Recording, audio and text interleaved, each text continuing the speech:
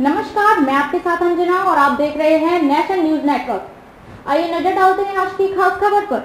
थलपति विजय ने बनाई political party, राजनीति में सितारों की एंट्री। एमजीआर ने शुरू की, अमिताभ गोविंदा ने कुछ सालों में ही की पॉलिटिक्स से तौबा। तमिल सुपरस्टार थलपति विजय राजनीति में उतरने वाले हैं। इन दिनों वे अपनी राजनीतिक पार्टी तमजिगा वेत्री कड़गम को लेकर चर्चा में है। कयास ये भी है कि विजय 2026 में विधानसभा चुनाव भी लड़ेंगे। राजनीति में उतरने के बावजूद वो फिल्में नहीं छोड़ेंगे और अपने फैंस को एंटरटेन करते रहेंगे। वैसे विजय से पहले साउथ और हिंदी फिल्म इंडस्ट्री के कई सितारों ने राजनीति में अपनी किस्मत आजमाई है। ये ट्रेंड साउथ सुपरस्टार एमजीआर ने शुरू किया था। उनके बाद एनटीआर, जयललिता, विजयकांत, अमिताभ बच्चन, राजेश खन्ना, सुनील दत्त आदि कई सितारे पॉलिटिक्स में आए। इनमें से कुछ सक्सेसफुल हुए तो कुछ अनसक्सेसफुल साबित हुए। आज नजर डालते हैं दिग्गज सितारों पर जिन्होंने राजनीति में अपना लुक आजमाया। एमजीआर ने शुरू किया ट्रेंड। एमजीआर यानी एमजी रामचंद्रन पहले ऐसे स्टार थे जिन्होंने राजनीति में सितारों के आने का ट्रेंड शुरू किया। वो तमिल फिल्मों के सुपरस्टार रहे और तमिलनाडु के मुख्यमंत्री भी।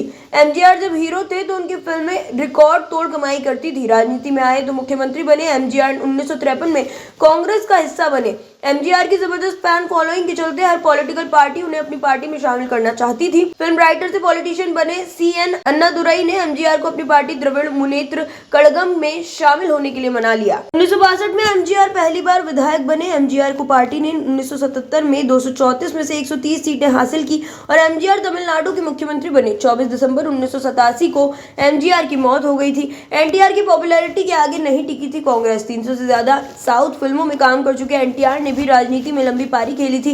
वे इतने पॉपुलर थे कि लोग इन्हें देवता मानते थे। इसका फायदा इन्हें राजनीतिक करियर में भी मिला। एनटीआर ने 1982 में तेलुगु देशम पार्टी बनाई और पॉलिटिक्स में एंट्री ली। इसके पीछे भी एक दिलचस्प कहानी है। दरअसल 80 के दशक में एक प्रोग्राम में शामिल होने के लिए रामा राव नेल्लोर पहुंचे और वहां सरकारी गेस्ट हाउस गए। गेस्ट हाउस में सिर्फ एक ही कमरा खाली था जो वहां एक मंत्री के लिए बुक हो चुका था। रामाराव ने गेस्ट हाउस के स्टाफ से जिद करके कमरा अपने लिए खुलवा लिया, लेकिन इसी बीच मंत्री महोदय आ पहुंचे और रामाराव को अपमानित होकर कमरा छोड़ना पड़ा था। रामाराव ने ये आपबीती अपने मित्र नागी रेड्डी को सुनाई। फिर नागी रेड्डी ने कहा कि भले ही तुम कितनी भी दौलत और शोहरत हासिल कर लो, लेकिन असली पावर तो नेताओं के पास ही होती है। ये बात सुनने के बाद रामाराव ने फैसला कर लिया कि वे अपनी राजनीतिक पार्टी बनाएंगे। एनटीआर ने 1982 में तेलुगु देशम पार्टी की स्थापना की। फेमस एक्टर होने के चलते एनटीआर और उनकी पार्टी को जबरदस्त सफलता मिली।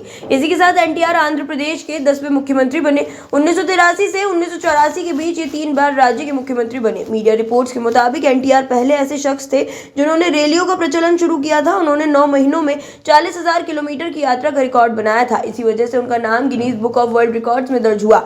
एनटीआर का पॉलिटिक्स से जुड़ा एक और किस्सा ये है कि अब 31 अक्टूबर 1984 को तत्कालीन प्रधानमंत्री इंदिरा गांधी की हत्या हुई तो उसके बाद देश में आम चुनाव हुए। इसमें कांग्रेस और इंदिरा के बेटे राजीव गांधी के प्रति सहानुभूति की लहर पूरे देश में चली, लेकिन आंध्र प्रदेश इससे अछूता रहा। दरअसल एनटीआर की पॉपुलैरिटी के आगे कांग्रेस आंध्र प्रदेश में नहीं टिक सकी और तेलुगु देशम पार्टी को वहीं तगड़ी सफलता मिली। 1995 तक एनटीआर सत्ता के शिखर पर थे, लेकिन 8 दिनों में ही वह मुख्यमंत्री से पूर्व मुख्यमंत्री बन गए। इसके बाद उनके हाथ से सत्ता फिसल गई। दामाद चंद्रबाबू नायडू ने एनटीआर की सीएम की कुर्सी से लेकर तेलुगु देशम पार्टी तक पर कब्जा कर लिया। एनटीआर को सत्ता जाने का गम इस कदर हुआ कि उनकी तबीयत अक्सर खराब रहने लगी। सत्ता से हटने के 4 महीने बाद 18 जनवरी 1996 को हार्ट अटैक से उनका निधन हो गया। जयललिता बनी थी तमिलनाडु की पहली महिला मुख्यमंत्री। खबरों में अब तक के लिए बस इतना ही। फिर होगी आपसे मुलाकात ऐसे एक खास खबर के साथ। तब तक के लिए नमस्कार और देखते रहिए नेशन न्यूज नेटवर्क।